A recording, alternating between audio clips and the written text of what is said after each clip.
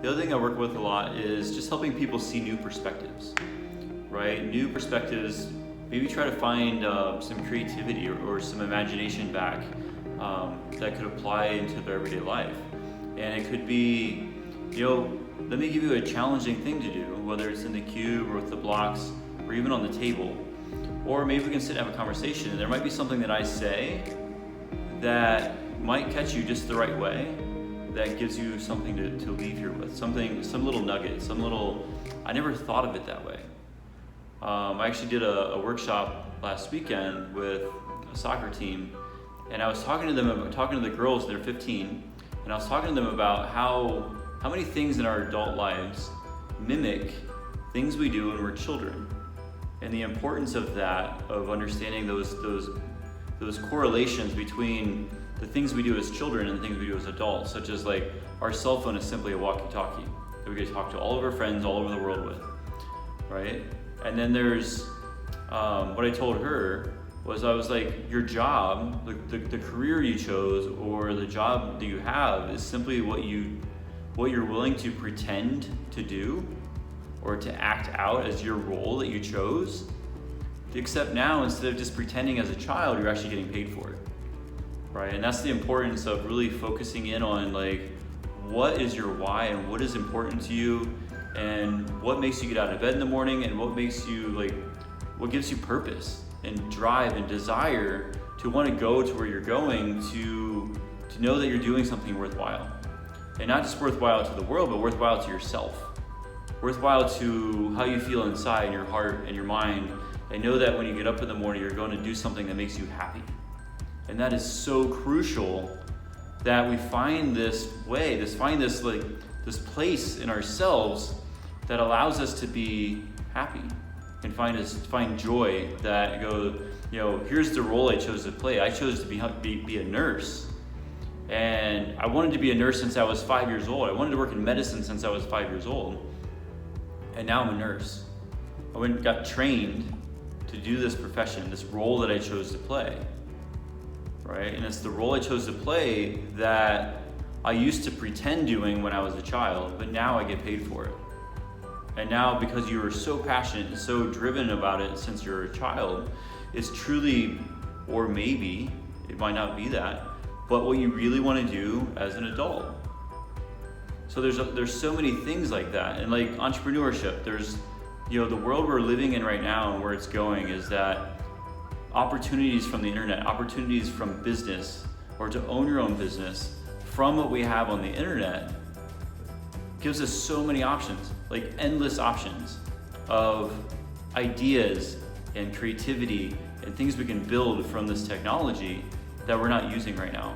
And it's very important that we teach our children very early on how important it is to learn cause and effect, and learn the importance of, you made a mistake, it's fine, get back up, keep moving. I always like this, I heard it in a talk one time, and I'm gonna kind of like put it in my own little way, is that, what if when we were younger and we were learning how to walk, and you fell down and you fell down and you busted yourself up and you fell down again, and for a few weeks or maybe a month or maybe even longer, you kept falling over, you kept like bouncing, you keep like running into things, and like it was just like you're walking around like a drunkard. And your mom goes, you know what? I know you've been trying for a while, and I just don't think this walking thing is quite right for you. I think you probably should just stop. I can't take you out of town anymore. I'm embarrassed by you. Like, these mistakes you're making, I just don't think it's for you. You probably should just give up, right? And we do that to ourselves. We do that to each other every day, because we're like so fearful of making an oops or making a mistake, that we're trying to control everything, that we don't actually try anything, right? And how that correlates to working with kids is, think about it like using blocks, right? When I was a child, we didn't have all the technology. So we would build card houses, and we would build with blocks. We would build these like crazy things to see how big we can get it. And I don't know if you've ever built a card house, but one tiny little move, one little movement in the wrong way, and the whole thing falls. It's all gone, right? And you're like, wow, that really sucked. Let's try it again. Let's build it again. Let's see what we can build this time, right? So we start building this thing, and we're like, man, like we took 10, 20, maybe 30 steps to build it last time, but we can build the same exact thing this time with maybe 6 steps or 8 steps. We're like, man, like we're so much more efficient at it because we did it the first time. We learned what didn't work. We learned all the steps that we didn't have to do that we could have done without, right? That didn't cause our house to fall, right? But then it actually fell. It fell and made noise. It fell and made a mess. It fell and maybe broke something. So we had to pick it all back up. Mom's like, clean up your mess, pick up your stuff. But with technology right now is that we're not teaching children cause and effect. We're not teaching them physical aspects, physical attributes of what they're building and what could happen if they don't do it right. What could happen? Like something could fall, something can make a noise and make a mess, right? And you have to pick up all of your pieces. You pick up all of your pieces and you put it all back together and you go again, right? You don't just push a button on your screen and all your blocks go back up. We're teaching them so much instant gratification that like you play this game and all your blocks fall down. You didn't make a mess, you didn't make any noise, and you push a button and all your blocks go back up. Well, you didn't learn anything. You learned that, if the screen says your blocks fell down and you push a button, your blocks go back up. Great, you're gonna start the game over again. Cool. But what you don't learn is that those little intricate things, those little like, move it this way, or don't try it this way, or do it this way, like try it this way, right? So if you correlate that to business and actually using blocks to build a business, right? I build a business, my own craft, and what I do is I have my own blocks. I have all of my own blocks I get to like pick up every day. I get to wake up, I'm grateful for what I created yesterday. I'm grateful for what I have right now. And I'm gonna go to work with my bag of blocks and I'm gonna build my business. I'm gonna build my blocks the best I can. They might fall over. They might fall over 1,000 times, but you know what? In the end, I get to pick them all back up and I gotta go back home. And then tomorrow morning I gotta go, here's what I have, I'm very grateful for. I'm gonna grab my bag of blocks and I'm gonna go back to work. Because it's mine, my blocks. But when you work for somebody, when you're working for a company, right, is that if you drop the blocks too many times, you're not dropping your own blocks, you're dropping the company's blocks. You're dropping their blocks. And you know what? If you drop the blocks too many times, guess what? They take your blocks from you and they send you home. And now you have to figure out how to pay for all of the things you bought based on the fact that you were hopeful that you're always going to have your blocks.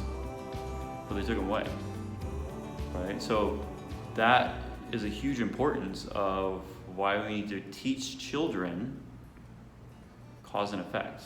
We need to teach them that if you do this way, something might fall over. But you keep trying and you try a different way and try a little bit different way and another little different way and you keep getting more and more and more efficient at it. Then what happens is over time, we get older and those little bumps on your head where you fell when you were walking and those little bumps you tripped over something or whatever, you couldn't quite figure out how to walk and your mom you're walking around like a drunkard and she told you like, this probably isn't for you, you should probably just stop, right? But we kept going and all of a sudden we learned how to do it. So all that happens as you get older is that when you fall over, when you trip, when you oops, right? The oopses just get a little bit bigger. And as long as you're paying enough attention to your environment and what's around you and the people around you and what you can control and can't control, you keep learning from these oopses. You keep learning from these mistakes or how many times you drop your blocks and you're like, oops, I dropped my blocks, right? That's what yoga is. If you think about yoga, right, is that you're trying to master a position. You're trying to get into this perfect position, right? That is a yoga position, right? And for, let's say, 10,000 times over 5 years, you keep trying to get in this position. And you go, whoop, whoops, whoop, whoop. And you keep trying, But when you make the oops, you don't go, I made it oops. And you get all mad. You go, it's cool. I'll try again tomorrow, and tomorrow, and tomorrow, and tomorrow, and tomorrow. And you keep trying, and you keep making oopses. So thinking of life as that, like this unity of, living in the flow, or living in this the chance that life could throw a brick at you, or pull the rug out from under you, or oops you, right? And it's how we can handle being self-aware, being us, and being comfortable with us, that we can go, it's cool, I made an oops, but I'm gonna keep going, right? Because it's important to keep going, right? You have to keep going, right? Like, what we're capable of doing today got us through today, but is it gonna get you through tomorrow? And another tomorrow, and another tomorrow, and another year from now, and another decade from now? Is what you're doing right now enough to sustain moving forward each day? So you have to try. You have to make a mistake, because each mistake is a lesson. Each mistake is this this learning experience. No different than learning how to walk. You just have to keep going, whoop, whoop, whoop, whoop, whoop, and you keep bouncing off the walls, and you keep bouncing off anything you need in life, all these little whoopses and wobbles and these flows that you're going through. We call it surfing, right? Can you handle the ups and downs and the waves, and you hit this perfect, and you're riding the waves, and it's good, right? It's surfing, right? That's flow, right? That's being in the zone where you're just you. You feel good inside, you feel good in your mind, and everything's just good, right? And that's what you're trying to find. And the more that you oops, based in my experience, the more that you oops every single time, it's easier to stay in flow. It's easier to find these ways out, or learn to see the lesson, or see the experience that you're supposed to take from that, right? From that oops, right? I think that's really important.